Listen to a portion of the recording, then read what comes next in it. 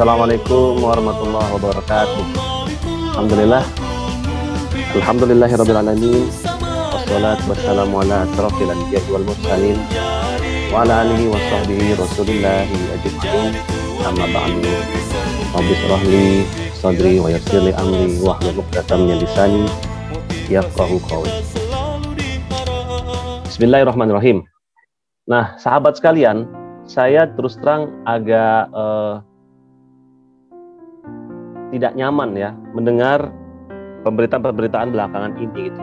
Bahwa bahkan dari otoritas resmi sekalipun menyatakan hal ini gitu ya, yang buat saya kesannya kok seperti menakut-nakuti kita gitu ya, teman-teman ya. Itu tentang resesi 2023. Ya seolah-olah pokoknya wah itu serem gitu ya, itu ada yang bilang 2023 gelap gitu ya. Ada kiamat dan lain-lain ya. Aduh, banyak banget tuh berita-berita seperti itu, bahkan yang buat konten di YouTube, di TikTok, semua juga membicarakan hal itu seolah-olah memang hal itu bakal datang dan sangat menyeramkan gitu. Saya ngerti sih ya bahwa tentu orang-orang yang memberikan pandangan itu tidak asal bicara ya. Dia pasti ada pandangan-pandangan, ada dasar-dasar bicaranya sehingga dia bisa mengeluarkan statement seperti itu. Apalagi selevel menteri atau pejabat-pejabat negara. Saya yakin mereka pasti punya data. Tetapi begini, pertama itu kan belum pasti terjadi. Yang kedua, energi yang diberikan itu sangatlah tidak positif gitu. Ya. Energi yang diberikan itu sangat tidak positif. Ya kayak nakut-nakutin, kayak ya bikin kita takut gitu ya. Itu energinya saya rasain mirip seperti energi waktu pandemi. Itu kan energinya sangat tidak positif ya. Nakut-nakutin, menyeramkan banget gitu ya. Dan dari kecenderungannya manusia tuh saat udah terlalu takut tuh ya, lupa sama Allah, nggak ingat sama Allah gitu.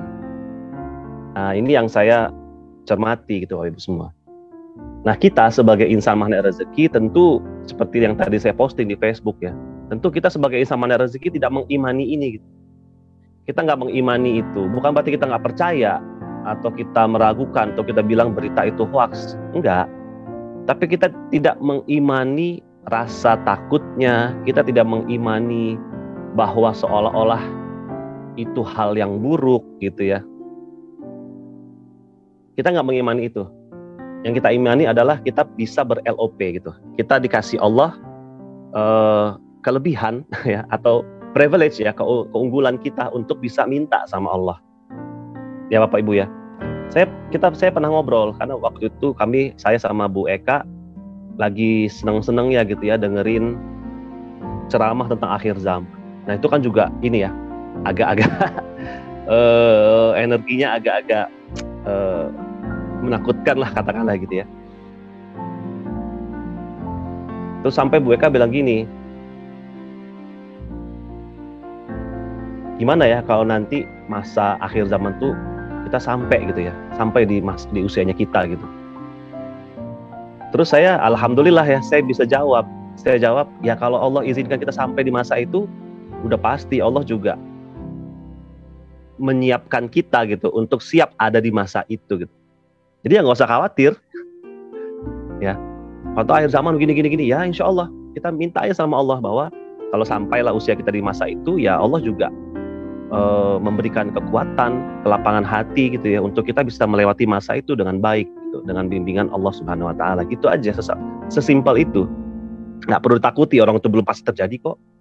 Dan kita tahu hukumnya, law of projection, bahwa nasib kita hari ini itu adalah hasil dari proyeksi kita di masa lalu. Jadi kalau kita kepingin masa depan kita lebih baik, tentu kita proyeksikan dari hari ini. Sekarang kita memproyeksikan masa depan kita itu. Mau jadi apa masa depan kita? Ya kita memilih. Apakah kita pengen fokus sama persoalan bahwa iya nih nanti tahun 2023 bakalan resesi, bakalan hidup makin tidak mudah, harga-harga naik, macam-macam lah. Atau kita memproyeksikan ya 2023 nanti terserah Allah mau dibikin takdir seperti apa. Kita hanya meminta bahwa kalau usia kita disampaikan pada saat itu, insya Allah Allah juga akan beri kita kemampuan untuk hidup di masa itu, untuk melewati masa itu dengan baik gitu ya, dengan bekal rahmat dan hidayah dari Allah Subhanahu Wa Taala gitu.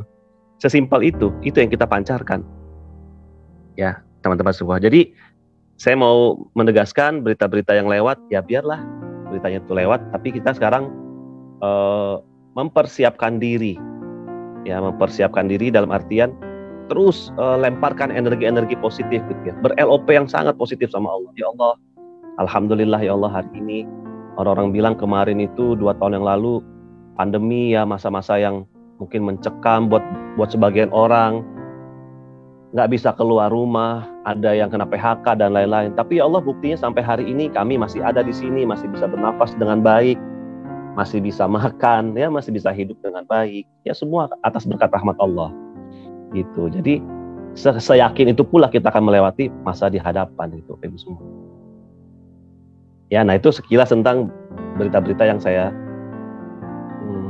cermati gitu ya. Sebenarnya nggak nyari-nyari beritanya, cuman nggak sengaja gitu muncul di wall, muncul di timeline di YouTube gitu ya. Ya akhirnya tertonton gitu. Tapi ya udah, kalau udah tertonton ya udah. Saya yakin Allah punya maksud-maksud tertentu kenapa saya bisa sampai nonton konten-konten yang seperti itu. Nah, terkait dengan hal yang seperti itu, sebenarnya yang harus kita cermati dan sadari adalah tentang perilaku kita gitu. Betul, dalam menghadapi katanya nanti mau ada krisis dan lain-lain itu, tentu kita mesti bersiap-siap. Tapi membuat saya gini, energi bersiap-siapnya itu energinya positif gitu ya, bukan karena mengkhawatirkan masa hadapan, tapi lebih kepada kita kepingin siap sehingga nanti mana tahu nanti Allah tetapkan kita bisa memberikan bantuan buat orang banyak gitu ya teman-teman. Jadi energinya dibikin positif. Dan pada siang hari ini sebenarnya masih terkait sih dengan kondisi perekonomian gitu ya. Memang sekarang kondisi ini terjadi itu pasti akibat salah dan dosa kita di masa lalu. Ya itu yang kita yakini ya Bapak Ibu ya. Kondisi hari ini, kalaulah kondisi hari ini mungkin tidak menyenangkan, rasanya tidak membahagiakan buat kita, kita semua meyakini bahwa kondisi ini bisa terjadi pasti karena ada peran dan salah kita, dosa kita di masa lalu. Apa tuh peran salah kita di masa lalu? Ya mungkin sebelum ini kita itu terlampau boros gitu ya. Kita terlampau, kalau belanja itu tidak pakai perkiraan. Apalagi nih, waktu zaman-zamannya saya masih kecil dan masih muda tuh kan lagi booming mall gitu ya. Mall, pusat-pusat perbelanjaan, orang-orang window shopping. Katanya sih window shopping, tapi kenyataannya biasanya tuh belanja gitu ya. Belanja, pulang pasti bawa nenteng sesuatu yang kadang-kadang nyampe rumah, ih ngapain beli ini ya gitu. Ya karena kita tergoda sama window shopping tadi gitu. Lihatnya mau lihat doang ternyata tergoda. Diskon 80% hanya hari ini gitu ya. Spesial untuk Anda kayak gitu. Kemudian yang kedua juga dipermudah lagi pembelanjaan itu dengan uang elektronik seperti kartu kredit, kartu debit ya, ATM di mana-mana. Akhirnya makin mudah, ngerasa kayaknya kok gampang gitu ngeluarin uang. Sehingga kita terjebak. Kalau Pak Nas bilang tuh kita terjebak pada sihir hypnoselling gitu. Ya hypnoselling itu emang sihir ya. Karena kan dia nggak bilang ini barang baru gitu kan. Dia bilangnya misalnya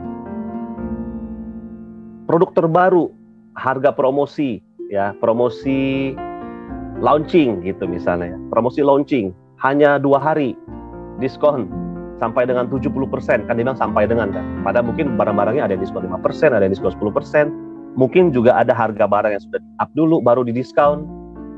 Ya itulah teknik-teknik berdagang. Sekali lagi kita bukan menghakimi, tapi hanya menyampaikan kondisi di lapangan seperti itu, teknik berdagang. Saya sedang berbicara sekarang posisi kita sebagai konsumen. Ya, posisi kita sebagai konsumen, bagaimana harusnya kita mencermati itu semua. Kenapa? Karena Bapak dan Ibu semua ada potensi perisai rezeki yang terjadi dalam pola kita berbelanja, dalam pola kita mengeluarkan uang, membelanjakan uang. Ada potensi itu bisa menjadi perisai rezeki. Ya itulah kenapa akhirnya muncul jurus ini dari Pak Nas. Kita perlu ada kerangkeng uang. Ya, kenapa? Karena di balik pembelanjaan itu ada potensi kita untuk membuat satu perisai rezeki baru, gitu ya. Nah ini kita harus kerangkeng uang, gitu ya. Kalau yang dengan dinar khairul rezeki ini adalah salah satu tawaran untuk mengerangkeng uangnya. Tapi kita bicarakan dulu tentang kerangkeng uang nih, teman-teman semua ya. Saya yakin mungkin teman-teman ada yang sudah mendengarkan audio ini, mungkin dari certified trainer lain, mungkin langsung dari Pak Nas, mungkin langsung juga dari Telegram. Nah, tapi kita azamkan pada siang hari ini, yuk kita sama-sama dengarkan ulang, kita kosongkan gelas kita minta sama Allah, kita diberikan pemahaman baru, kita diberi hikmah baru, sehingga keluar dari Zoom meeting ini, dari Facebook Live ini, kita bisa makin yakin untuk mempraktekkan jurus ini. Ya. Kenapa harus dipraktekkan? Karena Bapak dan Ibu semua, teman-teman semua, uang itu tuh ibaratnya hewan peliharaan, ya. Uang itu ibarat hewan peliharaan. Kalau nggak dijaga, nggak dikandangin, nggak dikerangkengin, dia itu bisa lepas dan hilang. Ya, ini konsep ini. Uang itu seperti hewan peliharaan. Kalaulah dia tidak dijaga, nggak dikerangkeng, nggak dikandangin, nanti bisa lepas dan kemudian hilang. Uang itu kalau nggak dijaga, nggak dikerangkengin, dia bisa hilang. Ya, makanya kita butuh kerangkeng uang. Gitu. Dan ini Allah sebutkan di Quran surah Al-Furqan ayat 67. Dan termasuk hamba-hamba Allah yang maha pengasih, yaitu orang-orang yang apabila menginfakkan hartanya, mereka tidak berlebihan dan tidak pula kikir. Jadi mereka ada di antara keduanya secara wajar. Nah ya, jadi ayat ini menekankan kepada kita bahwa untuk hidup yang sewajar-wajarnya saja gitu ya. Tidak berlebihan. Kenapa? Kalau berlebihan, Allah sebutkan di Quran surat Al-Isra ayat 27. Sesungguhnya orang-orang yang pemboros itu adalah saudaranya setan. Dan setan itu sangat ingkar kepada Tuhan. Saudaranya setan, Bapak Ibu semua. Saudara loh. Gimana sih kita sama saudara? Ya, berarti kan dekat banget. Saudaraan gitu kan. Kan ada orang-orang tuh kan, wah, kita udah kayak saudara ya. Padahal baru ketemu udah gede tapi udah kayak saudara. Terus sekarang kita saudaraan ya. Berarti kan dekat banget. Nah ini kalau kita boros, itu kita seolah-olah menjadi saudara setan, saudaraan sama setan. Udah bukan lagi pengikut setan, tapi udah saudaranya setan. Allah ingatkan ini di Quran surat Al-Isra. Hati-hati, jangan berlebihan, jangan boros, ya. Karena kalau boros nanti kamu jadi saudara setan. Kenapa kita dibilang jadi saudara setan? Ya karena memang biasanya perilaku boros itu cenderung mubazir. Kita jadi cenderung mengeluarkan uang untuk hal-hal yang sebenarnya nggak dibutuhkan, yang sebenarnya bisa ditahan dulu, sehingga akhirnya jadi nggak terpakai. Ya, tapi udah ada barang akhirnya nggak terpakai, itu mubazir. Ya makanya Allah ingatkan hati-hati orang-orang yang boros ya itu seolah-olah menjadi saudaranya setan. Jadi bagaimana supaya kita nggak boros? Ya ada di antara keduanya. Kita nggak pula kikir, medit gitu ya. Perhitungannya panjang banget gitu ya. Tapi perhitungan panjang itu yang tidak berketentuan gitu ya. Mikirnya berulang-ulang tapi nggak berketentuan, nggak punya ilmunya. Nah itu medit tuh. Ya. Atau nggak pula berlebihan. Wah asal keluar ya nggak tentu dari mana, pokoknya asal keluar. Nggak pula begitu. Nah di antara keduanya aja secara wajar. Itu yang Allah sampaikan. Ya. Jadi bagaimana caranya? Kita harus smart dalam membelanjakan uang. Bagaimana yang smart itu, yang cerdas dalam membelanjakan uang itu? Pertama, kita harus sadari bahwa boros atau mubazir itu adalah salah satu perisai rezeki. Boros atau mubazir itu adalah salah satu dari perisai rezeki. Ya, dan selama ini, sahabat semua, kabar tidak baiknya adalah kita tuh selama ini tuh nggak balance dalam membelanjakan atau mengelola harta kita. Nggak imbang gitu Bapak Ibu semua. Ya, contoh begini, ya kadang-kadang kita tuh menahan yang seharusnya dikeluarkan, dan kita mengeluarkan yang seharusnya kita tahan. Maka saya bilang nggak balance. Malah bahasa Pak Nas tuh lebih ini lagi, nggak adil. Kita tuh nggak adil terhadap harta. Ada hal-hal yang harusnya kita keluarkan, malah kita tahan-tahan, sayang-sayang gitu ya. Nggak mau keluar, sayang. Tapi ada hal-halnya yang harusnya kita tahan, jangan dikeluarkan, malah kita keluarkan dengan enteng aja. Keluar gitu ya. Kita nggak adil. Nggak adil terhadap rezeki yang Allah kasih. Apa tuh contohnya? Nih, gitu ya. Untuk hal-hal yang membangun, kita cenderung menahan. Nah, coba deh gitu ya. Mohon maaf. Ini kita tidak menghakimi. Kita sama-sama ya, sahabat semua ya, sama-sama introspeksi diri, sama-sama muhasabah diri. Yuk sama-sama kita muhasabah. Untuk hal-hal yang membangun, kecenderungan itu kita tahan. Rasanya kok kayaknya nggak mudah banget ngeluarin uang nominal 100.000 rupiah mungkin untuk masukin ke kotak masjid, masukin kotak amal, untuk bersedekah. Mungkin juga untuk mengeluarkan zakat. Padahal zakat, kalau zakat penghasilan misalnya cuma 2,5% per bulan. Rasanya kok nggak mudah mungkin buat kita sebagian ya. Atau kita dulu mungkin kita nggak mudah. Padahal itu untuk hal-hal yang membangun. Ya bayangkan sedekah zakat untuk bangun masjid. Itu kan hal-hal yang membangun Bapak Ibu semua. Zakat saat dipakai dengan tepat sasaran, wah itu luar biasa Bapak Ibu semua. Ketemu dengan orang-orang yang memang penerima zakat dengan tepat gitu ya. Kemudian diajarkan untuk bagaimana mengelola zakat itu supaya produktif. Akhirnya keluarganya dari keluarga miskin naik taraf hidupnya. Menjadi keluarga yang sederhana, udah nggak lagi tergantung dengan ambil zakat. Dia sudah bisa menghidupi dirinya sendiri dengan modal usaha yang diberikan dari zakat-zakat kita. Bayangin betapa itu sangat membangun umat. Kemudian akhirnya nanti orang-orang yang sebelumnya menerima zakat, setelah diberikan modal dan dibina, sehingga akhirnya dia bisa menghidupi keluarganya, bisa membangun keluarganya, berubah menjadi pemberi zakat, pemberi sedekah. Akhirnya bertambah lagi. Lebih banyak lagi orang yang bisa dibantu. Bukankah ini membangun Bapak Ibu? Bayangin kita sedekah ke masjid 100.000. Lalu masjid itu menggunakan uangnya untuk mengadakan wirid-wirid bulanan ya, atau untuk membiayai TPA, membiayai TPQ di masjid itu, menggaji guru-guru ngaji, menggaji imam, menggaji khatib-khatib. Kemudian saat acara wirid ya, ada banyak jamaah tercerahkan gitu dari ceramah khatibnya gitu ya. Bukankah itu hal yang membangun? Pulang dari masjid, pulang dari wirid, berubah mindsetnya, ya Allah saya salah ya Allah, besok saya akan berubah ya Allah. Bukankah ini hal yang sangat membangun Bapak Ibu semua? Tapi untuk hal-hal yang membangun, kita cenderung menahan. Perhitungan gitu loh. Beda untuk hal-hal yang, mohon maaf nih, yang menghancurkan. Kayaknya gampang banget kita keluarin. Ya.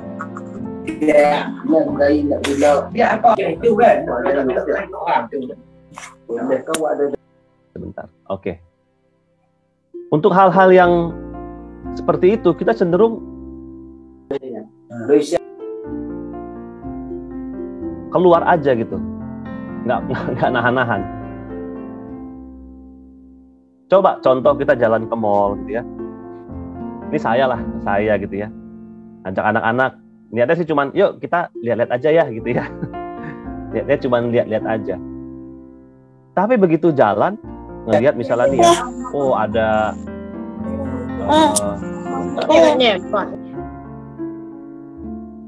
wah ternyata ada promo ya, celana misalnya diskon 70% dari 500.000 sekian, misalnya jadinya 150.000. Wah ini jarang-jarang nih celana merek ini promo kayak gitu-gitu ya.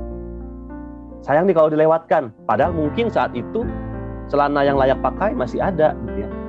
Belum urgent gitu untuk kita beli celana baru. Tapi karena iming-iming promo hanya hari ini 70%, mereknya merek bergengsi gitu ya. Jarang-jarang promo, kapan lagi nih kalau nggak, ini harus dimanfaatkan gitu ya. Akhirnya gampang aja kita keluarin 100.000, 200.000 untuk hal-hal yang satu sebenarnya kita belum butuh dan bisa jadi menghancurkan. Kenapa menghancurkan?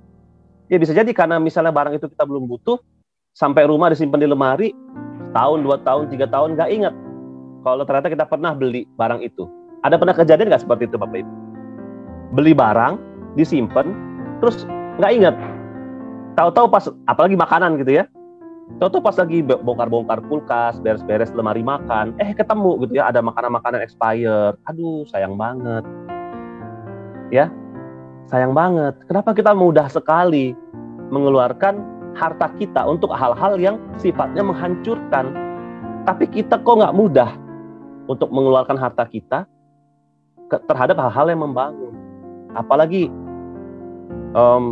habit-habit zaman sekarang ya, yang doyannya nongkrong di mall, nongkrong di kafe-kafe. Coba deh cek lah Bapak Ibu ya, tempat kafe-kafe yang tempat anak-anak muda nongkrong ya, yang hits gitu. Coba cek harganya. Wah itu kopi hitam aja ya, itu bisa 20-30 ribu gitu ya. Roti bakar bisa 35-40 ribu gitu. Ini luar biasa nih Bapak dan Ibu semua. Kita makan kalau 30-40 ribu, ngopinya aja 25 ribu misalnya, snacknya 25 ribu, berarti udah 50 ribu. Kita makan berlima, berarti udah keluar 250 ribu. Parkirnya lagi 5 ribu, 255 ribu. Belum bensinnya, belum kalau misalnya mau healing kan nggak cuma sekedar duduk-duduk, mungkin jalan-jalan lagi kemana gitu. Gampang banget tuh 100, 200 ribu, gampang banget. Tapi begitu ke masjid gitu ya, numpang sholat ke masjid, nggak mudah tuh kadang-kadang ngeluarin 5 ribu, 10 ribu. Ya. Untuk apa? Untuk sekedar, ya bayangin Bapak Ibu semua, kita tuh numpang pipis aja sekarang, mohon maaf ya, numpang BAB, BAK aja, itu ada biayanya kan? Ada yang 2 ribu, ada yang 3 ribu, ada yang 5 ribu, dan kita bersedia loh membayar loh. Lah ini udahlah numpang sholat ke masjid, nggak berinfak gitu. Cobalah, walaupun ini ya, tapi cobalah, minimal lah, samain lah. Setiap kali kita pergi ke masjid, ibaratnya kita numpang sholat di masjid, kita bayar gitu. Mungkin dibiasakan dari nominal-nominal yang belum besar, yang seikhlasnya, yang seridoknya, 2 ribu, 1.000, 3.000, tapi mulai biasain setiap kali ke masjid. 2.000, 3.000, 2.000, 3.000, lalu naikkan lagi 4.000, 5.000, 4.000, 5.000 gitu. Ngebiasain. Ya. Kenapa? Nanti kebiasaan kita yang membangun ini akan pelan-pelan dan secara otomatis menahan kebiasaan kita yang tadi, yang menghancurkan tadi, yang ini. Ya, jadi kita nanti tidak akan mudah tuh ngeluarin uang-uang untuk yang di sini. Gitu ya. Kan nanti bisa jadi loh, contoh misalnya pas buka dompet, wah uang tinggal 5 ribu. Mau beli minuman atau ini ya, minuman kayaknya belum aus, masih bisa tunda gitu ya. Soalnya bentar lagi mau sholat zuhur, nanti nggak ada uang buat narok, buat masukin ke kotak masjid. Ini uang tinggal 5 ribu, mendingan masuk kotak masjid gitu ya. Akhirnya kita jadi, udah dah, pilih masukin kotak masjid dah gitu ya, karena nanti mungkin minumnya bisa ditahan. Ternyata waktu ke masjid ya, di masjid itu menyediakan minuman gratis, makanan gratis, kopi gratis. Bayangin, pernah nggak ada yang ngalamin seperti itu? Saya sering banget Bapak Ibu. Karena emang belakangan ini kami udah mulai jarang banget pegang uang cash ya. Jadi kadang uang itu pas-pasan banget itu di dompet. Ini beneran. Jadi kadang-kadang pas buka dompet tuh tebel dompetnya itu, tebel sama kartu, sama struk-struk gitu ya. Uangnya cuma 5 ribu gitu. Wah 5 ribu, nanti mau ke masjid nggak bisa masukin ke otak amal, udah tahan deh gitu ya. Akhirnya pas ke masjid, alhamdulillah masjidnya sediain kopi gitu ya. Akhirnya bisa ngopi gratis, bisa juga masukin uang 5 ribu tadi ke kotak masjid. Alhamdulillah, itu Bapak Ibu semua. Yuk sama-sama kita renungi, bener nggak kita seperti itu? Kalau misalnya enggak, alhamdulillah, teruskan ya. Tapi kalau misalnya kita iya, kita kok cenderung menahan untuk hal-hal yang sifatnya membangun, memberi sedekah, bayar zakat, masukin uang ke kotak infak masjid, kita cenderung menahan. Tapi kita kayaknya mudah sekali mengeluarkan uang-uang untuk hal-hal yang bisa jadi ke depannya malah menghancurkan kita. Kenapa? Tantangan kita di masa sekarang itu jauh lebih dahsyat daripada beberapa tahun yang lalu. Kenapa? Sekarang bukan cuma kartu kredit, bukan cuma kartu debit, bukan cuma kemudahan menemukan ATM, bukan cuma kemudahan bayar bisa digesek. Tambah lagi sekarang nih, ya kemudahannya. Sebentar. Tambah lagi sekarang nih kemudahannya. Bayar bisa pakai HP, pakai QRIS, ya kan? Kemudian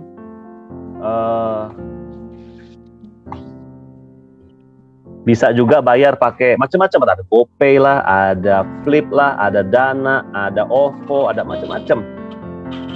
Makin dimudahkan lagi, ya. Kemudian sekarang kalau mau belanja atau mau window shopping, nggak cuma sekedar kita bisa belanja atau window shopping yang fisik, ya ke mall misalnya gitu. Sekarang bisa lah duduk-duduk di rumah sambil ngopi, duduk di kursi malas gitu ya. Scrolling tuh. Sekarang scrolling TikTok aja udah selalu muncul ada yang live. Laptop murah gitu ya. Wah, memang lagi cari laptop gitu kan. Apalagi tuh. Alat mewarnai murah ya, di luar 100.000. Sekarang TikTok live aku kasih harga spesial kakak gitu ya.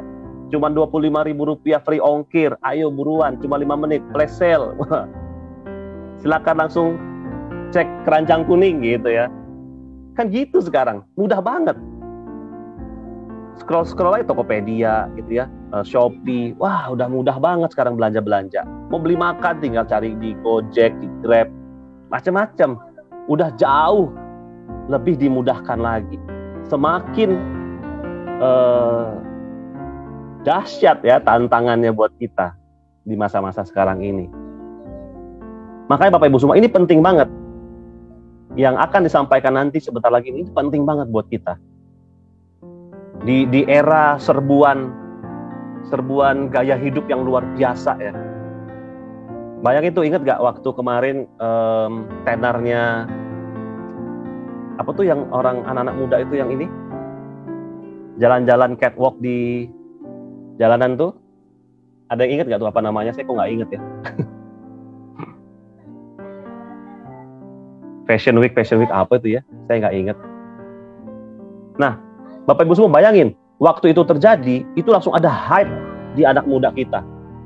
Seolah-olah pakaian-pakaian mereka yang ikut di situ tuh ngetren gitu ya. Jadi keren kalau kita ngikutin gaya hidup mereka.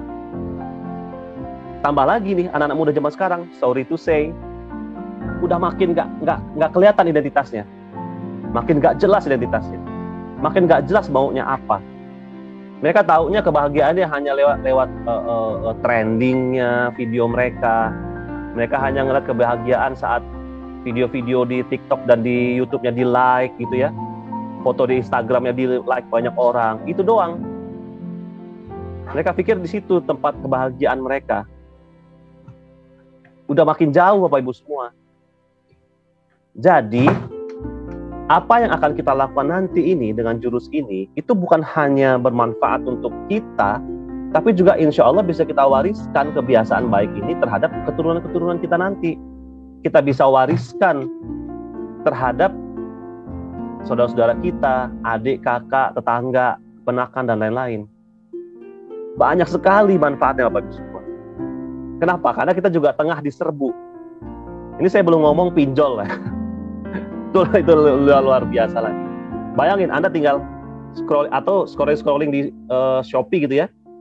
Scroll, masukin keranjang gitu. Udah beres, tinggal pilih mana yang mau dibeli. Ambil diskon Anda, ambil diskon gitu ya. Wah, dapat tambah diskon lagi. Wah, free ongkir. Asik nih gitu kan. Check out. Begitu check out ada pilihan. Pakai pay later. Ya. Bayarnya nanti bulan depan, lalu bisa dicicil 12 kali. Belanja 100.000 dicicil 12 kali. Berarti per bulan 7.000, 8.000 gitu. Sebegitu mudahnya sekarang kelihatannya orang-orang mengajak kita ke sisi yang dalam tanda petik menghancurkan tadi. Kita jadi makin tidak mudah untuk mengambil keputusan apakah barang ini dibutuhkan atau keinginan. Karena kita makin dilenakan dengan murah. Ya. Murah. Ini kita terlena banget. Diskon. Free ongkir. Wah, kayaknya kalau udah dapat diskon, dapat free ongkir tuh, wah ini sayang untuk dilewatkan. Kapan lagi gitu ya. Kayak gitu. Makin, aduh mohon maaf bahasanya nih, makin diracuni kita. Makin tersihir kita oleh teknologi-teknologi masa kini. Cara-cara berjualan masa kini. Makin tersihir kita. Makin gak mudah lagi kita mengontrol harta kita. Udah bebas blas gitu sekarang ini. Nah, Bapak dan Ibu semua, beralih ke tadi yang di awal, bahwa boros dan mubazir adalah salah satu perisai rezeki. Hati-hati, Bapak dan Ibu semua. Jangan sampai kita terjebak, semakin hari makin tebal perisainya. Cuma dari belanjaan doang, tebal perisai rezekinya. Karena terus-terusan boros gitu. Hati-hati, kita harus akhirnya kita jadi nggak balance, kita nggak adil mengelola harta. Ya padahal harta yang Allah titipkan ini pasti ada sebab-sebabnya gitu, ada peruntukan-peruntukannya yang Allah titipkan buat kita. Tapi kadang kita nggak hati-hati, kita nggak adil, kita nggak care, kita asal keluar aja, ya udah akhirnya begitu. Jadi jangan heran kalau ada tiba-tiba orang terjebak pinjol gitu ya, aduh. Sedih Bapak Ibu semua. Ini saya nggak tahu, saya belum pernah nih pakai pay letter, bagaimana prosesnya, bagaimana itu saya belum pernah terus terang. Saya nggak tahu gimana. Tapi saya pernah dengar kalau pinjol, ini pinjol legal ya, bukan pinjol ilegal loh. Kalau ilegal itu udah lebih bahaya lagi. Pinjol legal itu saat Anda mengajukan permintaan, itu kabarnya uang itu ditransfer dulu ke kita, baru akad. Kalau pinjam di bank kan akad dulu tuh, berapa totalnya, ya kan? Pinjaman 10 juta, ya total bunga sekian, selama sekian bulan dicicil sekian, berarti total Anda adalah sekian juta, kan gitu kan? Tanda tangan akad, baru uang ditransfer. Kalau pinjol kagak, Bapak Ibu semua. Iklannya sih iya tuh, pinjaman 10 juta, hanya bayar 10 juta 200 rupiah. Pinjaman 20 juta, hanya bayar 20 juta 1.500 rupiah, kan gitu iklannya tuh. Kenyataannya nggak begitu Bapak Ibu semua. Itu uang ditransfer dulu, nanti ternyata pinjaman 10 juta itu ujung-ujungnya kita bayar 13 juta, 14 juta. Terus yang tadi di iklan gimana? Ada di iklan tuh, tapi nanti mereka bilang oh itu kan untuk 5 hari pertama. Setelahnya bunganya terus berkembang.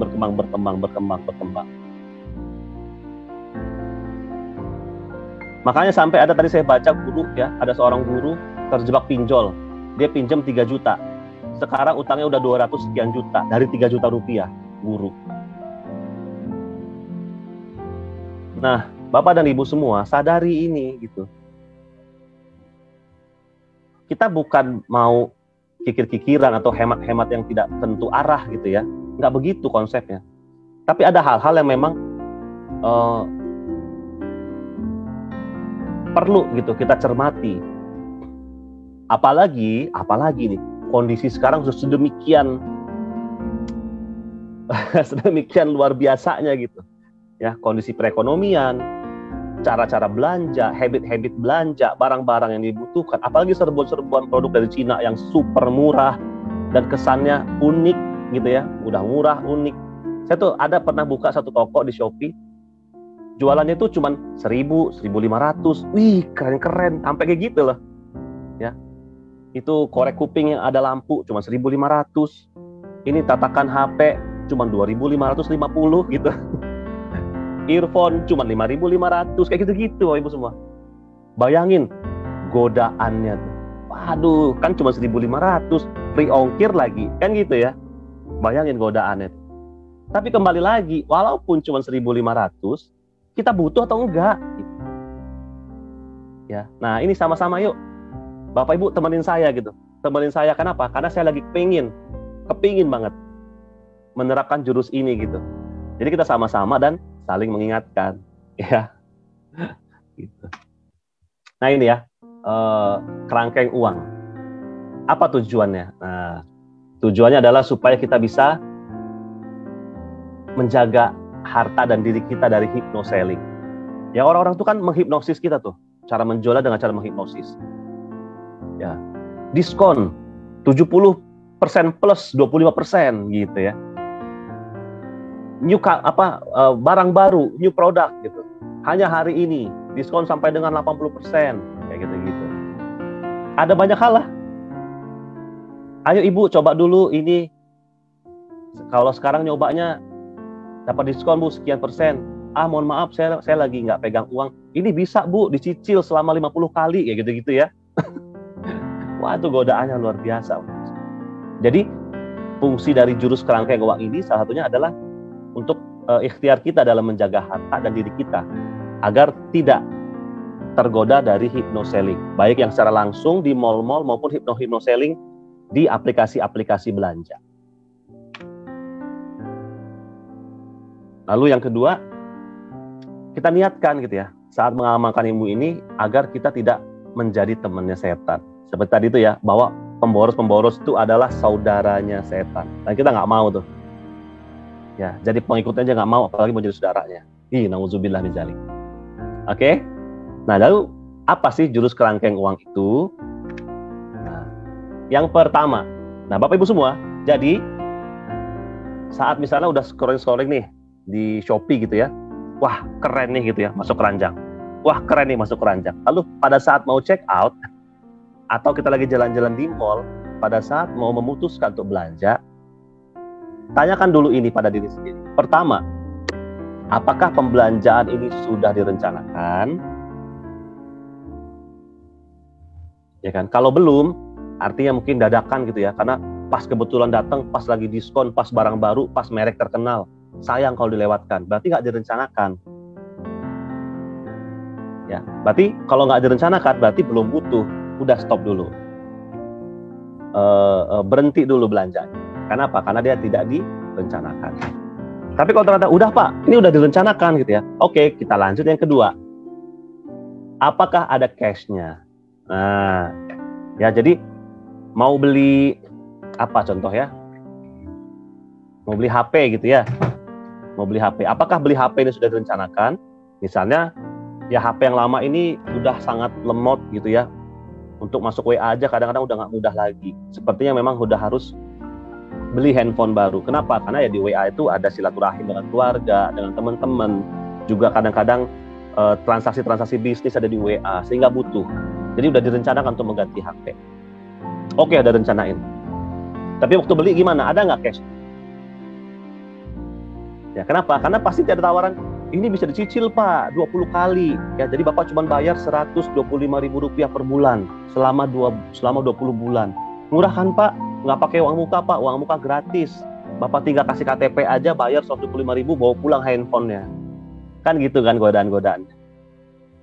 Kenapa kita sebaiknya tidak kredit ya Bapak dan Ibu semua?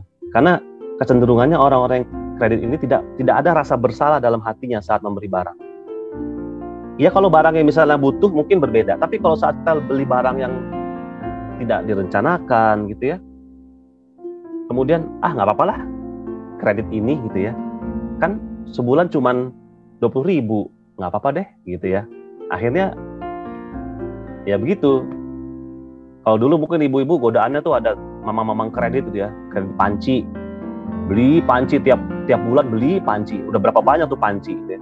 Ya kan beda-beda fungsinya Pak. Ada panci buat masak air, ada panci buat masak mie, ada panci buat masak mie instan goreng, ada panci buat masak nasi, ada panci buat masak air buat mandi, ada panci buat, sehingga harus beragam pancinya Pak gitu kan. Ya oke gitu. Tapi ya lagi-lagi sesuai kebutuhan nggak? Ya itu kan kredit Pak, saya cuma bayar 2.000 sehari. Tukang kredit datang tiap hari bayar 2.000, kan nggak kerasa Pak. Lama-lama akhirnya kita punya barang. Ya memang betul seperti itu, tapi ya biasanya orang-orang yang belinya nyicil atau kredit itu cenderung nggak ada rasa bersalah dalam hati. Coba berapa banyak panci yang ada di rumah? Apa iya semuanya kepake terus selama 1 bulan? Belum tentu kan, nggak semua bisa kepake. Atau coba deh, mungkin ya ini berlaku untuk semua ya, untuk bapak dan ibu. Coba cek di lemari. Ada berapa banyak tuh pakaian yang berjejer di lemari? Buat ibu-ibu, ada berapa banyak mukena? Bandingin, banyakan mana? Mukena atau baju di lemari bapak, ibu-ibu semua khususnya? Banyakan mukena atau banyakan baju? Baju dipakai berapa kali sehari? Kadang-kadang satu baju karena sayang mungkin dipakai sebulan sekali ya, atau 2 bulan sekali, atau untuk waktu-waktu yang memang spesial aja disimpan. Tapi mukena yang kita pakai 5 kali sehari, bahkan kadang-kadang lebih karena mau tahajud, karena mau duha, cuma punya 2. Baju yang jarang-jarang dipakai banyak koleksinya. Wah, ini harus jadi muhasabah diri buat kita. Coba deh, untuk hal-hal yang belum tentu terpakai, yang punya kecenderungan menjadi mubazir, kita jor-joran gitu. Tapi beli mukena, yang satu jual mukena spesial dari Turki, harga Rp500.000. Mahal. Mukena spesial harga hari ini diskon menjadi Rp59.500. Beli gitu ya. Mukena Rp59.500. Tapi semua kembali, mungkin juga mukena harga Rp500.000 mungkin juga jadi mubazir. Ya karena akhirnya memang konteks boros nggak boros ini memang nanti tergantung kebutuhan masing-masing. Masing-masing orang berbeda-beda kan tingkat kebutuhannya. Ya lagi-lagi ya kita yang harus muhasabah diri masing-masing kita. Ada nggak uang cashnya? Kalau ternyata barangnya udah direncanakan Pak, uang cashnya ada Pak, oke, kita lanjut yang ketiga. Ini keinginan atau kebutuhan? Wants atau need? Keinginan atau kebutuhan? Ya kebutuhan lah Pak, ini kan HP kan butuh untuk bisnis, untuk komunikasi, butuh Pak. Oke, kalau ternyata memang kebutuhan, lari lagi yang keempat. Ini bahaya nggak kalau nggak dibeli? Mungkin dalam konteks HP bahaya Pak. Saya bisa terputus komunikasi saya dengan bos, dengan teman-teman kantor, dengan saudara-saudara yang jauh-jauh. Kan bahaya Pak. Nanti bisa berpengaruh terhadap kinerja saya di kantor. Harus beli Pak. Oke, lolos nomor 4, kita sekarang ke nomor 5. Ada nggak produk pengganti atau substitusi yang nilainya lebih ekonomis? Oke, mungkin tadinya niatnya beli HP Samsung Galaxy Note 22 gitu yang harganya mungkin sekarang 17 juta. Kira-kira itu harus nggak pakai yang Note seri 22 itu? Atau bisa ada substitusinya yang harganya nilainya lebih ekonomis, tapi bisa memenuhi kebutuhan kita akan fungsi produk itu. Contoh misalnya, ternyata bisa tuh beli Samsung yang lebih murah, mungkin yang seri A, yang harganya di 8 jutaan misalnya. Udah bisa tuh, jadi kita nggak perlu beli HP Samsung yang harga 17-18 juta. Yang di harga 8 jutaan pun, kebutuhan saya udah terpenuhi dengan HP itu. Oke, berarti beli HP pengganti yang lebih murah aja, yang lebih ekonomis. Tapi kalau ternyata, enggak Pak, saya bang butuh nih, karena HP Samsung yang murah kan nggak bisa pakai pena, saya butuh pena Pak. Nanti kalau misalnya presentasi Zoom segala macam, saya butuh menggambar, butuh menulis. Ini emang kebutuhan saya nih gitu ya. Saya harus beli HP Samsung Galaxy Note 22 gitu, yang ada penanya bisa siap buat nulis. Oke, nomor 5 lewat. Kita beralih ke nomor 6. Adakah cara lain yang lebih ekonomis? Misalnya harga Samsung Galaxy Note-nya tadi 17 juta misalnya. Kita punya HP lama tadi kan yang sudah agak nggak cocok pakai lagi buat kita. Bisa nggak dengan cara barter, tukar tambah? Ya kan, jadi kita nggak perlu keluar cash senilai 17 juta, tapi tukar tambah sehingga kita bisa keluar lebih ekonomis lagi. Contoh seperti itu, ya kan? Ada nggak cara lain yang lebih ekonomis? Dengan barter mungkin, dengan tukar tambah mungkin, atau dengan cara-cara yang lain. Kita pikirin dulu tuh. Kalau misalnya, nggak ada lagi Pak, HP saya itu emang udah lemot, kayaknya kalau pun tukar tambah, udah nggak mungkin lagi. Ya, baterai udah drop, gitu, apalagi bodi udah lecet-lecet, udah nggak mungkin lagi Pak, memang harus cash inilah. Oke, nomor 6 lewat. Sekarang kita ke nomor 7. Apakah masih bisa ditunda? Nah, perlu nggak tuh beli barang hari ini, sekarang juga? Gitu. Kalau misalnya masih bisa ditunda, iya sih nggak perlu sekarang-sekarang banget sih. Ya udah tunda dulu. Jangan-jangan ada keterlibatan nafsu dalam proses kita membeli barang ini. Karena kalau udah ada keterlibatan nafsu, hawa nafsu, udah pasti nggak bener, udah pasti nggak baik. Karena pasti ada bisikan-bisikan setan. Udah, itu memang lu perlu banget. HP sekarang perlu banget, ini harus hari ini juga, sekarang ini juga, supaya bisa segera di backup, segera aktif lagi di media sosial. Harus sekarang. Bisa jadi bisikan-bisikannya begitu kan? Karena kita udah tercampur dengan hawa nafsu. Tapi kalau emang seandainya kita udah pikir, enggak Pak, memang HP ini butuh. Ya gimana, saya untuk komunikasi, untuk pekerjaan juga. Emang nggak bisa ditunda, harus hari ini. Oke, nggak bisa ditunda. Kita lanjut ke jurus nomor 8.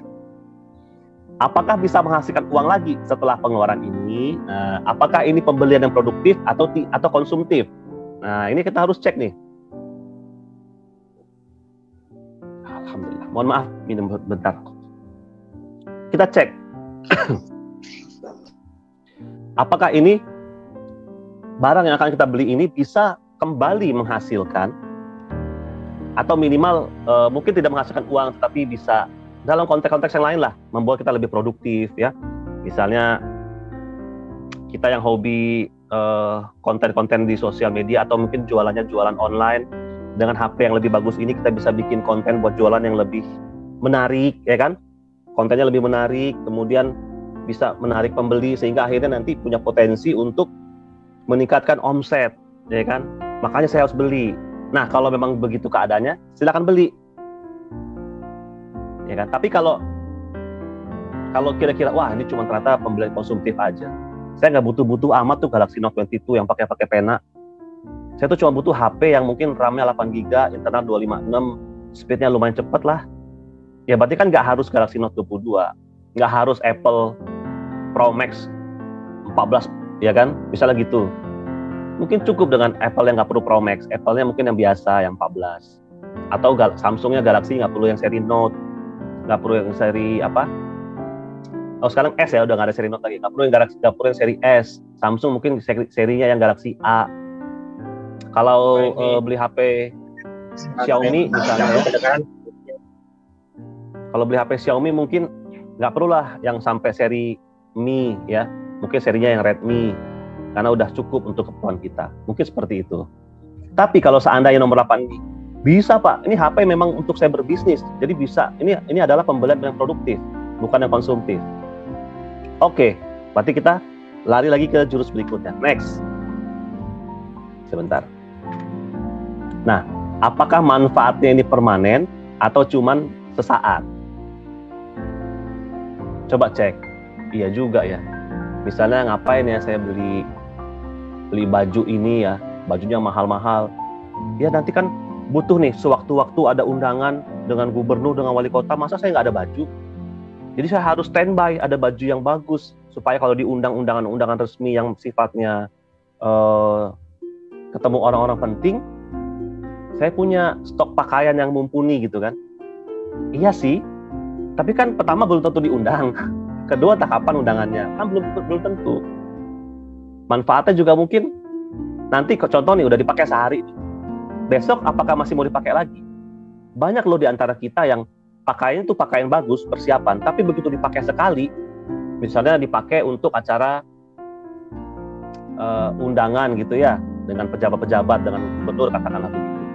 Lalu saat undangan dengan gubernur itu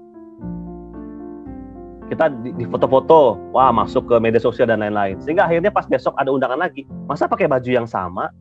Ini kan kemarin udah dipakai waktu acaranya Pak Gubernur, malu dong nanti masa di acaranya Bapak Wali Kota pakai baju yang sama, pas di foto-foto masuk medsos bajunya sama, malu dong. Jadi harusnya beli baju baru lagi gitu ya. Waduh, ya itu berarti kan manfaatnya nggak permanen. Nah, kalau seperti ini mendingan stop, nggak usah belanja dulu. Tapi Kalau memang kita rasa manfaat itu permanen, iya Pak, soalnya kan HP ini nanti mau dipakai buat desain, buat saya belajar juga, buat saya dagang ya, dagang online.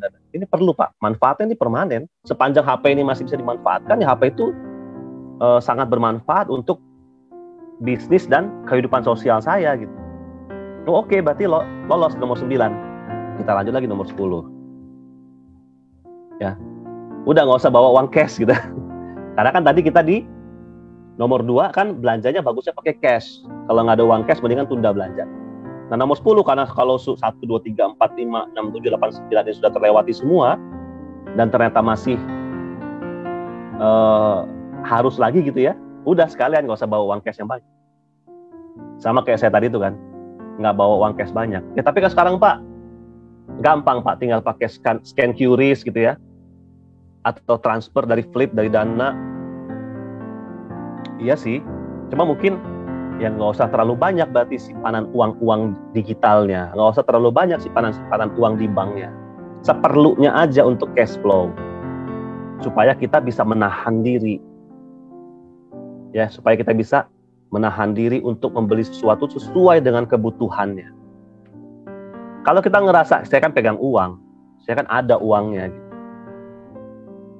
Kita cenderungnya itu nggak mudah untuk membedakan apakah ini kebutuhan atau keinginan. Malah kadang-kadang ada aja alasan-alasan yang dibisikkan di telinga kita bahwa, oh enggak, kamu perlu ini, perlu beli sekarang gitu. Itu godaannya kalau pegang uang cash. Makanya sebisa mungkin nggak usah pegang uang cash banyak-banyak. Kalau perlu nggak usah bawa uang cash. Ya, uang digital juga batasi uang digital. Nanti bagaimana caranya? Ya simpan hartanya di tempat-tempat lain yang nggak mudah untuk diuangkan, gitu, ya kan? Misalnya disimpan ke beli emas atau ke properti gitu ya, tanah gitu, sehingga kita nggak pegang banyak uang cash, sehingga nanti kita bisa tahan tuh, kita bisa redam keinginan-keinginan membelanjakan barang-barang yang belum tentu sesuai kebutuhan kita saat ini. Nah, jadi Bapak dan Ibu, sahabat sekalian, 10 teknik kerangkeng uang ini, ya, ini yang mau kita praktekkan. Ya, 10 ini yang kita mau praktekkan.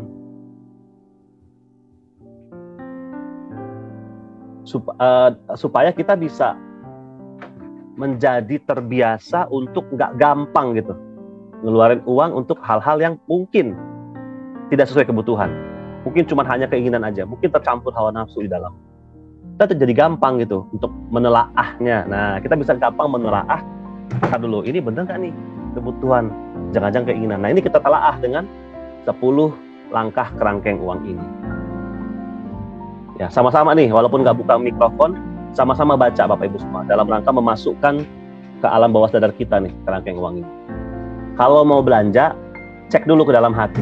1, apakah sudah direncanakan? Lalu 2, apakah ada uang cash-nya? Ya, hindari untuk membeli dengan cara mencicil. Biasakan membeli dengan cash. Lalu ketiga, ini keinginan atau kebutuhan ya. Kemudian yang keempat, bahaya nggak nih kalau produk nggak dibeli? Lalu yang kelima, ada tidak produk penggantinya yang nilainya mungkin lebih ekonomis? Oke. Lalu yang keenam, adakah cara lain untuk mendapatkan barang ini yang lebih ekonomis? Oke. Kemudian yang ketujuh, apakah masih bisa ditunda nih beli barang? Nggak harus sekarang. Lalu yang kedelapan, apakah dengan membeli produk ini bisa menghasilkan lagi setelah membelinya? Apakah ini pembelian yang produktif atau jangan-jangan ini pembelian yang sifatnya konsumtif? Lalu yang kesembilan, apakah produk yang akan kita beli ini manfaatnya permanen atau mungkin cuma untuk sehari 2 hari ini aja? Bagaimana manfaat produk yang akan kita beli nanti? Apakah berketerusan atau cuma sekali ini aja? Nah, lalu yang ke-10, yang paling pamungkas, udah stop, nggak usah bawa uang cash. Kalaupun kita mau bawa uang cash, secukupnya saja. Karena kadang-kadang bayar parkir masih ada yang parkir manual, bayar pakai uang cash. Atau kita mungkin kepingin masukin sedekah infak ke kotak masjid, masih ada kotak-kotak masjid yang masih manual, mesti masukin uang cash. Ya belum semua masjid menyediakan QRIS ya untuk transfer dan lain-lain. Oke, kita bawa secukupnya aja. Begitu juga di uang-uang digital, secukupnya aja masukin saldonya. Ya nggak usah terlalu banyak. Sisanya bagaimana? Sisanya disimpan. Sisanya harta kita disimpan. Nah, Bapak dan Ibu semua, insya Allah, ini pun juga nasihat untuk saya pribadi. Insya Allah ya, dengan 10 langkah kerangkeng uang ini, kita bisa melatih diri kita untuk kemudian berhati-hati gitu, dalam membelanjakan harta kita. Sehingga kita tidak terjerumus pada sifat-sifat mubazir, boros, ataupun sifat-sifat kikir, medit, ya, tamak gitu. Karena segala sesuatunya itu kita kembalikan lagi ya ke 10 langkah ini. Nah, saran saya nih ya buat kita semua, kita ketik ulang tuh yang tadi itu ya. Kita ketik ulang. Nanti saya ini kan nanti di Facebook ada rekamannya nih. Mungkin bisa dengarkan ulang atau nanti saya bisa kasih slide-nya gitu ya yang bagian 10 kerangkeng uang tadi. Saran saya kita ketik ulang lagi. Kita print gitu yang bagus, dilaminating, terus simpan di dalam dompet atau kita bawa kemana-mana. Taruh di mobil, taruh di motor gitu ya. Jadi setiap kali mau belanja, bawa dulu catatan. Taruh dulu ya. Ini direncanain nggak ya? Balos gitu ya. Oh ini ada uang cashnya nggak? Ada gitu. Oh ini keinginan atau kebutuhan? Kebutuhan lewat. Bahaya nggak kalau nggak dibeli? Ya bahaya, lewat gitu ya. Nah gitu kita checklist sampai akhirnya mungkin wah oke ini keinginan, ini kebutuhan. Sip, bismillah, beli gitu. Untuk melatih dan menjaga kita. Ya, melatih dan menjaga kita. Jadi saran saya diketik, dilaminating lalu simpan dalam dompet, ya bawa kemana-mana untuk melatih kita.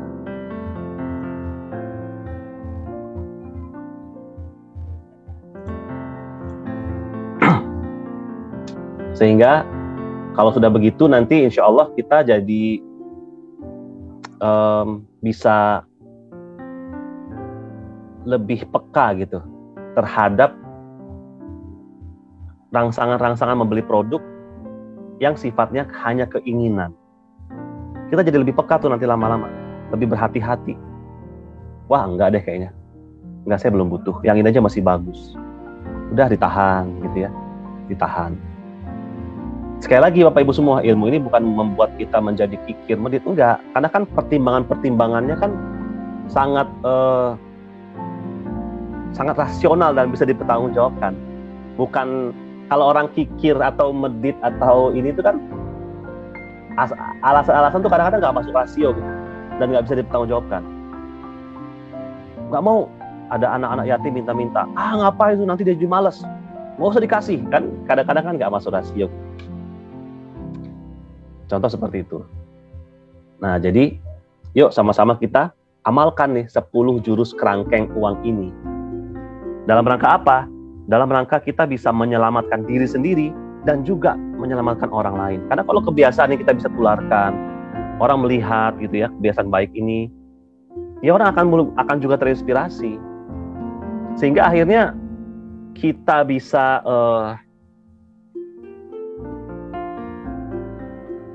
tidak akan khawatir gitu akan tantangan-tantangan hidup di masa depan. Biasa aja, karena toh selama ini kita udah membiasakan diri, melatih diri untuk berhati-hati dalam rangka membelanjakan harta kita. Gitu Bapak Ibu semua ya. Jadi insya Allah kita sama-sama bisa praktek dengan maksimal ya. Kita bisa konsisten ya untuk mempraktekkan 10 langkah-langkah dalam rangka kerangkeng uang tadi. Ya sehingga akhirnya Allah rimpahkan keberkahan rezeki untuk kita ya, karena kita menggunakan rezeki yang Allah titipkan itu dengan sangat baik gitu ya. Jadi Allah tambah lagi keberkahannya, dan kita jadi bisa lebih adil dalam membelanjakan harta. Kita lebih adil, kita bisa mengutamakan yang utama. Artinya kita bisa mengeluarkan harta dengan sangat lancarnya kepada hal-hal yang membangun. Contoh kita untuk berinfak, berzakat, sedekah, ya, membangun masjid. Kita bisa dengan sangat lancar gitu mengeluarkan uang kita untuk hal-hal yang membangun seperti itu. Dan kita bisa sangat hati-hati mengeluarkan harta kita untuk hal-hal yang sifatnya hanya keinginan. Keinginan yang apalagi ya tercampur sama hawa nafsu. Kita bisa benar-benar hati-hati, nggak mudah ngeluarin harta. Nah, itu harapan kita bersama Bapak Ibu dan Ibu semua dalam rangka kita mempraktekkan jurus kerangkeng uang ini. Ya, nah kemudian ada nih solusi yang ingin saya tawarkan ya sebagai salah satu bentuk kerangkeng uang Bapak dan Ibu. Nah, Bapak Ibu semua, saya ada tips gitu ya. Salah satu tips bagaimana kita bisa mengkerangkeng uang. Sebagaimana tadi di nomor 10, kalau bisa kan tadi kita jangan bawa uang yang banyak.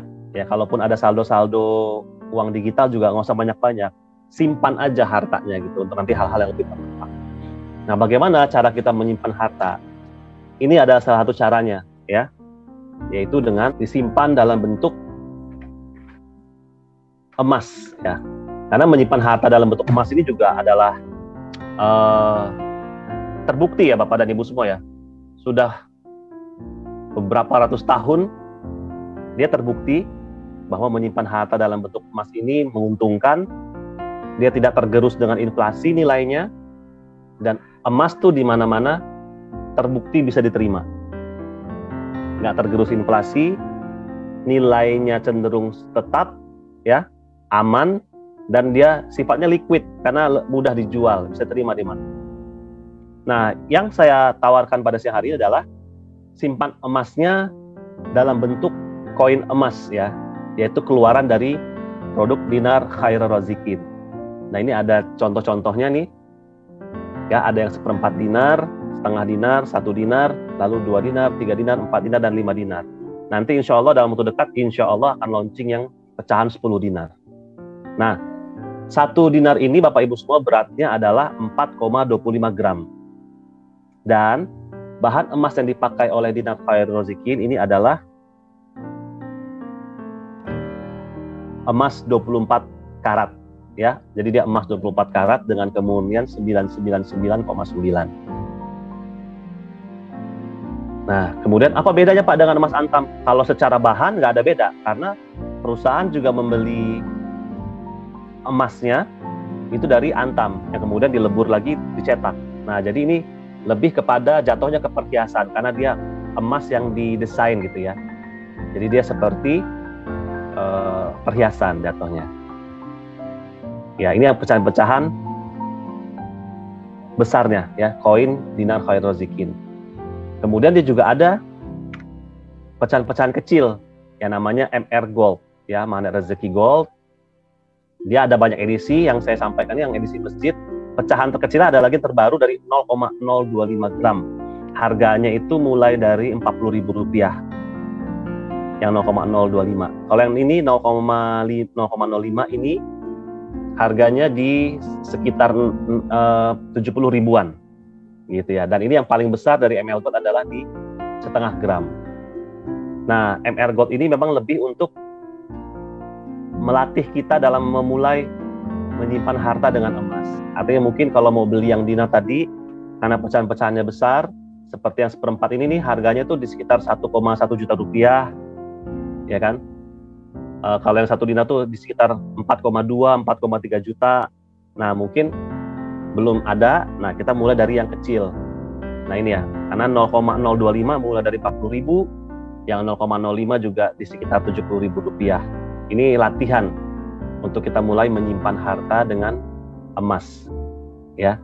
Juga bisa mulai latihan untuk anak-anak kita kalau pengen belajar menyimpan hartanya dengan cara dikonversi ke emas. Di sana ada banyak nih Bapak Ibu. Ini ada yang masjid ya. Kemudian nanti ada yang quotes-quotes dari Magnet Rezeki. Lalu ada yang special edition seperti misalnya Hari Ibu. Ada lagi mungkin nanti untuk pernikahan, khitanan, kayak gitu-gitu ya. Dia ada edisi-edisi spesial. Nah itu nanti bisa dipilih gitu ya. Karena juga ada nih, contoh misalnya kita diundang ke acara pernikahan anak bos kita mungkin gitu ya. Atau anak seorang pejabat. Rasanya misalnya nih, ngasih amplop kalau 100.000, 200.000 rasanya kok nggak enak gitu misalnya gitu ya. Kok nggak enak ya kalau cuma ngasih uang segitu. Tapi mau ngasih lebih dari itu juga nggak ada gitu. Atau mungkin ya belum ikhlas gitu ngasih untuk lebih dari segitu nominal. Nah ini bisa jadi alternatif nih Bapak dan Ibu. Dikasih dalam bentuk emas batangan seperti ini, emas batangan kecil-kecil. Ya. Karena yang 0,1 itu di kisaran harga 130 ribuan kalau saya nggak salah per hari ini ya. Karena kan harganya berubah-ubah tiap hari. Nah, atau kita kasih yang 0,05 nih harga 70 ribuan. Ya kan, udah cakep gitu loh. Mungkin di 70 ribu ini dikasih desain misalnya kayak bentuk-bentuk bunga, ditempel emasnya di tengah-tengah buat hadiah gitu. Wah, itu udah cakep banget tuh. Ya. Dan orang mungkin nggak akan ngelihat nominalnya karena bentuknya aduh cakep banget gitu. Nah, jadi ini kalau kita pengen simpan harta kita supaya nggak terlalu banyak pegang uang cash, kita simpan harta kita dalam bentuk emas, ya. Nah, ini ya spesifikasinya. Jadi kartasenya adalah emas 24 karat, kemudian juga standar internasional, yaitu 999,9. Gitu. Kemudian juga ya ini desain koinnya cakep gitu ya, karena ini misalnya ada yang ayat kursi ini ya, ada yang Asmaul Husna, ada yang ucapan talbiyah, labbaik, Allahumma labbaik. Ya.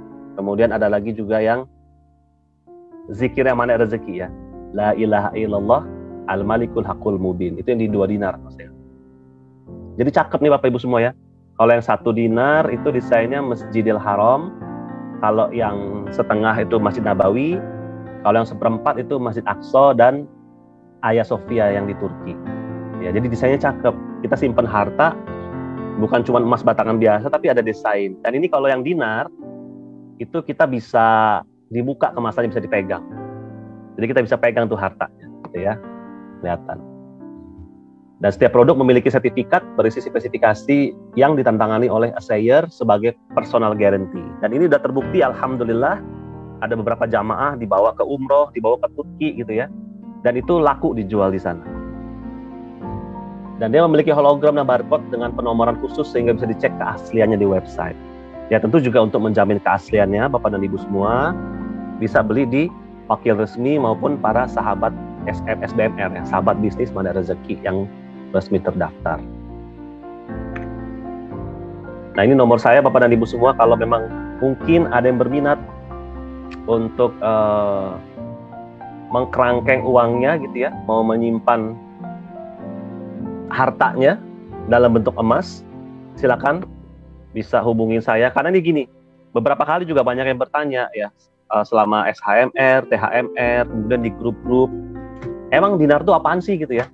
Gimana cara dapetinnya? Nah banyak yang bertanya seperti itu. Dan saya memang belum ada momentum khusus untuk bisa menjelaskan ini, dan insya Allah semoga momentum ini bisa menjadi jawaban buat Bapak dan Ibu semua. Kalau memang ada yang berminat gitu ya untuk memilikinya, boleh hubungi saya. Bukannya apa-apa ya Bapak Ibu ya, supaya bisa ada pertanggungjawabannya gitu. Pertama dari keaslian produk, dari jaminan bahwa barangnya pasti sampai, kemudian juga dari jaminan untuk buyback. Artinya saat Bapak Ibu menyimpan emasnya, mungkin ada satu waktu masih butuh ya, kepepet sehingga mau dijual kembali. Nah insya Allah itu ada jaminan buyback dari kami. Jadi ditawarkan lagi ke kami untuk bisa kami beli dengan harga yang insya Allah juga lebih tinggi dari harga-harga di pasaran atau di toko-toko emas gitu. Nah ini untuk dalam rangka jaminannya. Produknya tidak hanya dinar, emas, ya. Jadi ada dinar yang pecahannya besar, lalu ada MR Gold yang pecahan emasnya kecil. Kemudian kita juga jual buku-buku Magnet Rezeki, lalu ada merchandise Magnet Rezeki seperti kaos-kaos gitu ya, pin. Kemudian juga ada pernak-pernik, macam-macam sih ya Bapak Ibu. Yang terbaru ini ada jilbab ya, yang bermerek Azaid Wear. Banyak produk ya. Nah, nanti bisa hubungin kita untuk info-info yang lebih lanjutnya. Nanti kalau mungkin belum ada yang tahu sama sekali nama-namanya, mungkin bisa hubungin, ini nomor saya, boleh di-save. Ini juga nomor WA dan nomor Telegram. Bapak dan Ibu bisa save, bisa menghubungi saya untuk mungkin ada hal-hal yang mungkin belum jelas yang ingin ditanyakan. Nah, Bapak dan Ibu semua, kabar baiknya adalah selain bisa memiliki ya dari Dinar Khairul Rizkin, Bapak Ibu semua juga bisa punya peluang untuk jadi resellernya.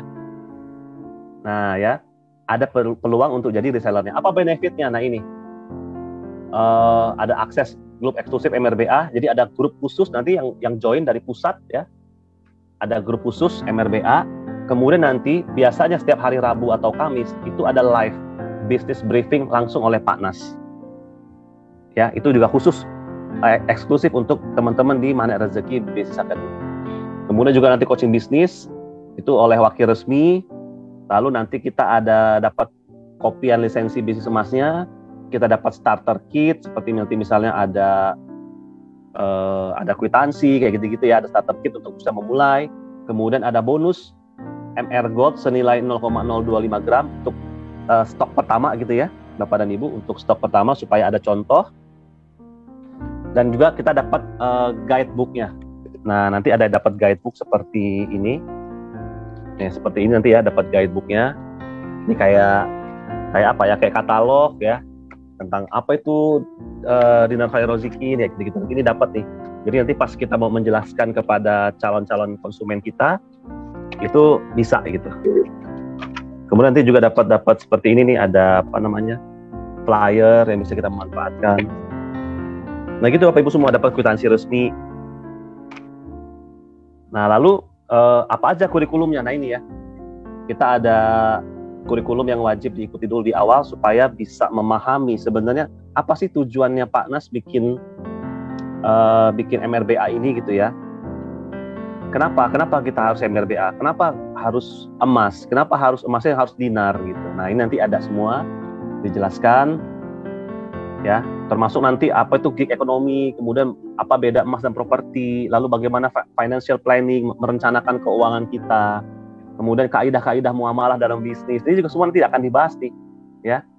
Kemudian juga nanti akan ada business briefing, ini biasanya setiap pagi jam 9 pagi live di Facebook group khusus. Nah itu biasanya hari Rabu atau Kamis tuh biasanya Pak Anas yang mengisi. Nah kalau hari-hari biasa tuh biasanya dari para wakil resmi maupun dari top manajemen dari Dinar Khairul Rizkin. Nah Bapak dan Ibu semua, kalau ingin bergabung menjadi di MRBA ini, nilai investasinya adalah Rp600.000. Nah ya, jadi dengan membayar Rp600.000, Bapak Ibu udah langsung dapat ini nih semua nih, langsung dapat lisensi untuk langsung bisa berjualan. Dan tentunya nanti ada harga khusus ya untuk reseller, gitu ya. Jadi udah langsung bisa berjualan. Nah, jadi silakan kalau Bapak dan Ibu semua juga mungkin tertarik mau jadi resellernya, yang menghubungi nomor saya di sini di 0813 6919 7722. Karena nanti nggak mungkin kita jelaskan di forum ini ya, Bapak dan Ibu ya, nanti jadi terlalu panjang. Mohon izin kita pendekkan aja infonya seperti itu. Nah, lalu tadi sebelum produk-produk emas, buku ya, lalu merchandise yang MR, kita juga berpeluang untuk bisa menjadi reseller umroh bersama Magnet Rezeki. Ini contohnya nih ya. Nah, kita sebutnya super camp umroh. Kenapa? Karena umrohnya itu juga ada pendidikan ilmu MR dan sekaligus praktek di tanah suci gitu. Kita praktek ilmu MR di tanah air aja itu udah luar biasa dahsyat. Apalagi ini kita praktek ilmu MR di tanah suci. Nah, ini ada contoh flyer kita Bapak dan Ibu semua. Ya ini tidak hanya untuk reseller. Artinya mungkin Bapak Ibu, saya nggak tertarik Pak jadi reseller, udahlah saya pengen pergi umroh aja gitu ya. Oh silakan, nggak apa-apa gitu ya. Ini ada daftar harganya, nanti bisa menghubungi kami, wakil resmi maupun para sobat bisnis Magnet Rezeki untuk mendaftar ya, untuk mendaftar. Untuk umroh biaya pendaftaran awalnya 5 juta, nah nanti tinggal dilunaskan menjelang keberangkatan. Ini keberangkatan kita yang terdekat di Februari 2023 insya Allah. Ada 2 pilihan, yaitu yang plus Turki sama yang direct Madinah. Nanti mungkin perbedaannya adalah di keberangkatan awal, tapi nanti waktu di Tanah Sucinya itu udah langsung berbarengan lagi sama Pak Nas. Karena nanti yang berangkat awalnya Pak Nas duluan ke Turki dulu gitu. Nah, baru kemudian nanti sama-sama ketemu di Arab Saudi gitu ya. Nah, ini ada pilihan-pilihannya, silakan dicek. Karena kita bukan hanya keberangkatan umroh, tapi juga sekaligus camp magnet rezeki di Tanah Suci. Masya Allah. Insya Allah Bapak Ibu semua ya, ada keberkahan tersendiri ya, ada keistimewaan tersendiri dengan tidak mengurangi kehikmatan oleh travel-travel lain, enggak. Yang semua travel itu semua bagus ya. Yang disampaikan oleh ustaz-ustaz pembimbingan juga udah, saya yakin sekali sangat-sangat membangun ya, apalagi energi Tanah Suci itu luar biasa. Ya, tetapi memang sama juga ya, di Super Camp Magnet Rezeki ini ada hal-hal yang unik juga gitu yang ditawarkan. Yang bisa jadi Bapak dan Ibu mungkin tidak ketemu di travel umroh yang lain. Ya, bisa jadi seperti itu ya. Ada kelebihan-kelebihannya yang ditawarkan gitu ya. Seperti itu. Dan juga kita terima kalau ada Bapak Ibu yang ingin menabung haji. Ya, kita hanya siapkan untuk haji khusus, yaitu Haji Plus. Dan itu bisa menabung sifatnya. Tabungan awalnya nilainya 2 juta rupiah. Silakan jadi Bapak Ibu buka tabungan dulu. Kemudian nanti 2 juta rupiahnya itu langsung dikonversi ke US dollar di hari Bapak Ibu transfer tabungan. Jadi nanti tidak ada keharusan gitu, misalnya harus nabung tiap bulan, harus ngisi tiap bulan tabungannya, enggak. Jadi itu nanti sesuai dengan kemampuannya. Contoh mau ternyata tiap hari ada aja rezekinya, tabung tiap hari. Tapi mungkin ada yang sebulan sekali, ada 2 bulan sekali, ya silahkan sesuai kebutuhan. Yang pasti nanti nilai rupiah yang ditransfer itu langsung dikonversi ke US dollar. Dan itu nanti akan ada laporannya, Bapak dan Ibu semua nanti punya rekening khusus tuh namanya ya. Dan kita bisa cek udah berapa tabungan kita, udah berapa US dollar nilai tabungannya gitu. Ya, dan ini nanti kita berangkat dengan travel yang bernama Mihrab Kolbi. Ya, jadi travel Mihrab Kolbi inilah yang Pak Nas selalu cerita ya. Beliau berangkat umroh berkali-kali. Nah, itu berangkat umroh berkali-kalinya itu menjadi pembimbing umroh itu bersama travel Mihrab Kolbi ini. Nah, insya Allah nanti juga kita bisa berangkat haji khusus bersama Pak Nas dan rekan-rekan dari Magnet Rezeki bersama dengan travel Mihrab Kolbi ini, insya Allah. Nah, Bapak dan Ibu semua, kalau sudah ada niatnya, di wrap dulu niatnya, dibungkus, langsung aja dulu daftar buka tabungan. Ya, di closingin dulu tuh niatnya. Jangan cuma niat ada di angan-angan aja, tapi di closingin. Karena jangan-jangan bisa jadi selama ini Allah sudah kasih kemampuannya buat kita, tapi kitanya yang selalu merasa belum mampu. Jadi close dulu aja, buka dulu tabungannya, insya Allah selebihnya nanti Allah yang memudahkan. Nah, ini juga kita bisa sebagai wakil resmi, sebagai sobat bisnis, kalau Bapak Ibu menjadi reseller, bisa juga nih untuk mensyiarkan haji dan umroh ini bersama Magnet Rezeki. Dan memang nanti akan ada ujrohnya untuk Bapak dan Ibu semua sebagai reseller. Ya, tapi kembali lagi tadi ya, kalau misalnya nggak Pak, saya nggak minat jadi reseller Pak, saya pengen berangkat aja sama MR gitu ya, ya nggak apa-apa, silakan. Ya, semuanya akan kembali kepada kita semua. Nah, tapi apa yang paling penting? Yang paling penting adalah kerangkeng uangnya, ya, itu yang paling penting. Sikap kita gitu Bapak dan Ibu semua, sikap bahwa yakin gitu ya, di masa hadapan tuh nanti nasib kita itu udah pasti Allah pilihkan skenario terbaik buat kita. Nah, sekarang ini yang kita lakukan adalah ikhtiar ya. Ikhtiar itu kan lebih kepada amal soleh untuk dalam rangka memantaskan diri, mendapatkan kasih sayang Allah. Ya, jadi tapi keyakinan kita penuh bahwa Allah pasti Allah lapangkan hidup kita, pasti Allah pilihkan skenario terbaik untuk hidup kita yang menjadi takdir kita nanti. Nah, sekarang ini kita sedang berikhtiar. Kita berharap ikhtiar kita ini menjadi amal soleh sehingga kita pantas untuk menerima kasih sayang Allah, gitu kira-kira. Ya, Bapak dan Ibu semua, itu kira-kira materi kita tentang kerangkeng uang, ya. Dan ini saya sangat merasa, aduh ini relevan banget dengan kondisi kita saat ini. dan sangat-sangat bisa kita praktekkan. Tinggal sekarang diazamkan aja. Udah bismillah ya Allah, saya mau praktek kerangkeng uang gitu ya. Gimana caranya? Kayak saya bilang tadi, langsung tuh diketik ulang, di print, terus di laminating gitu ya, bawa kemana-mana. Kalaupun tempel di kamar, jadikan poster gitu ya, sebagai pengingat dan latihan kita setiap hari. Ya, bahwa kita harus berhati-hati terhadap keinginan, apalagi kalau sampai keinginan itu bercampur dengan hawa nafsu. Kita harus hati-hati banget. Karena harta yang Allah titipkan ini udah pasti ada pos-posnya yang Allah harapkan untuk kita bisa keluarkan gitu. Ya Bapak Ibu ya. Oke, saya mau coba cek dulu teman-teman yang ada di ini ya. Ada dari Pak Jonedi, jurus kerangkeng uang sepertinya mengajarkan kita untuk menggunakan uang lebih rasional, menghindari penggunaan uang untuk yang mubazir, tetapi lebih peka kepada investasi akhirat. Masya Allah, benar tuh, benar Pak John. Memang itu konsepnya, ya. Jadi bukan untuk apa ya? Mungkin ada orang ngerasa kok mempersulit? Enggak. Ini bukan mempersulit. Karena ujungnya untuk kita gitu ya. Untuk keberkahan rezeki kita. Karena terkadang keputusan kita dalam mengeluarkan harta itu tercampur hawa nafsu. Itu yang menjadi kondisi saat ini gitu. Dan kita nggak mudah mengontrol itu. Kita nggak mudah mengontrolnya. Saat ini seringnya keputusan kita membeli, keputusan kita mengeluarkan harta seringnya tercampur dengan hawa nafsu gitu. Nah, jurus kerangkeng uang ini melatih kita untuk akhirnya bisa lebih berhati-hati gitu ya.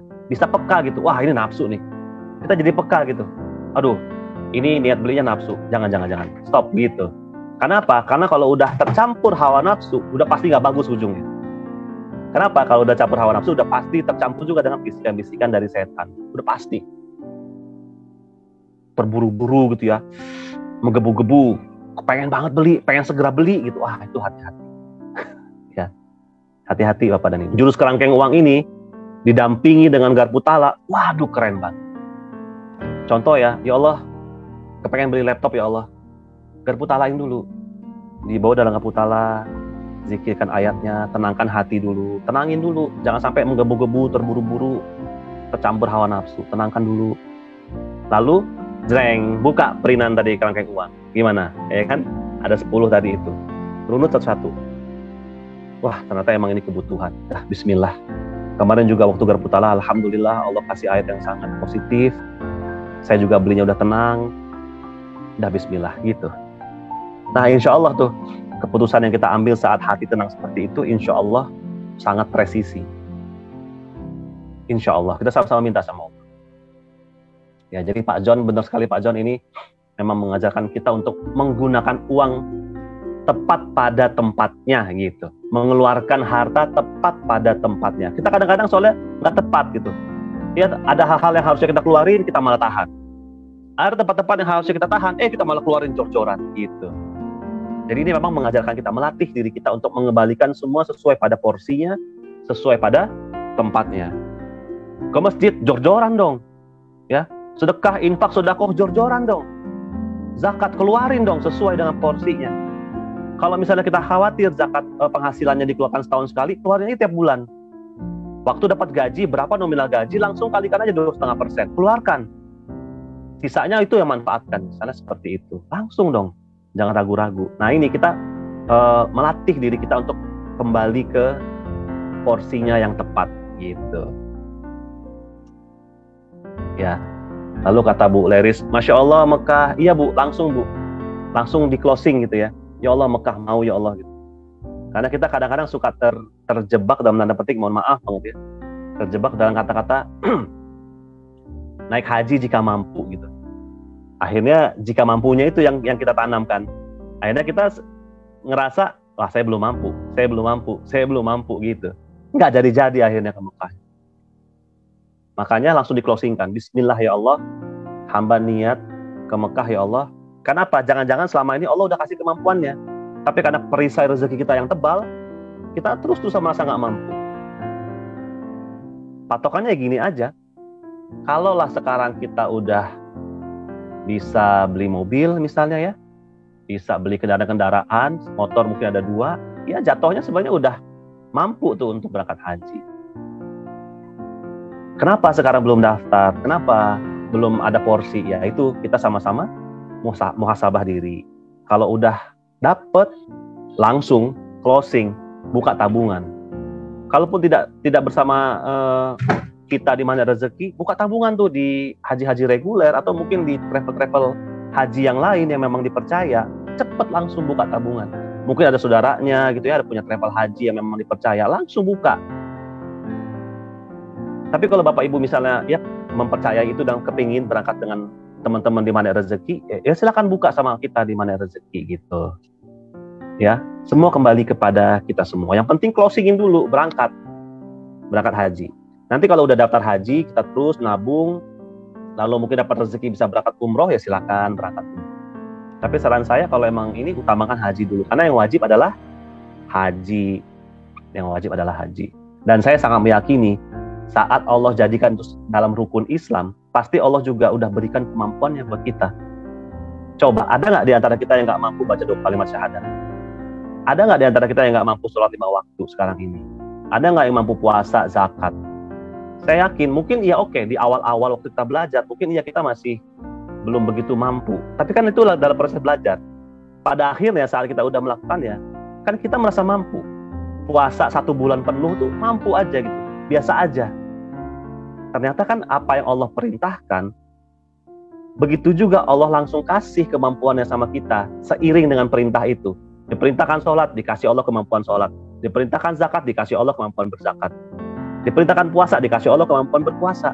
Diperintahkan haji, Allah juga berikan kemampuan kita untuk berangkat haji. Yakini itu Bapak dan Ibu semua. Yakini itu. Resapkan dalam hati kita bahwa Allah sudah kasih kita kemampuannya. Lalu kenapa sekarang belum? Karena perisai rezeki kita. Buka perisainya. Istighfar, astagfirullahaladzim. Ya Allah, jangan-jangan selama ini sudah Engkau berikan kemampuan itu, tapi hamba yang melalaikan. Jangan-jangan. Yuk kita sama-sama muhasabah. Gitu ya, Bapak dan Ibu semua. Mungkin itu yang saat ini saya bisa bagi, saya bisa sampaikan, dan sekali lagi ini adalah nasihat untuk diri kita sama-sama, juga nasihat buat saya dan keluarga. Bagaimana kita bisa menerapkan kerangkeng uang ini supaya nanti keberkahan rezeki itu mengalir pada diri kita.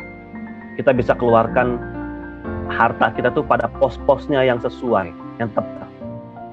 Ya, sehingga kita bisa mendapat kasih sayang Allah, karena Allah melihat ikhtiar kita ini sebagai amal soleh. Sekali lagi saya ucapkan terima kasih atas perhatian dan juga atensi dari teman-teman semua. Saya minta maaf sekali lagi kalau ada hal-hal yang kurang berkenan, mungkin penyampaian saya yang kurang sopan, gestur tubuh saya yang kurang sopan, saya minta maaf. Dan kalau teman-teman ada merasakan manfaat dari pertemuan ini, itu semua murni karena hikmah dari Allah, ya, hidayah dari Allah untuk kita semua. Dan mohon maaf sekali lagi jika ada hal-hal yang kurang berkenan. Kita ketemu lagi di pertemuan-pertemuan berikutnya. Ya, billahi taufiq wal hidayah. Wassalamualaikum warahmatullahi wabarakatuh. Muslim Indonesia, sama-sama menjaga negeri tercinta, tekad yang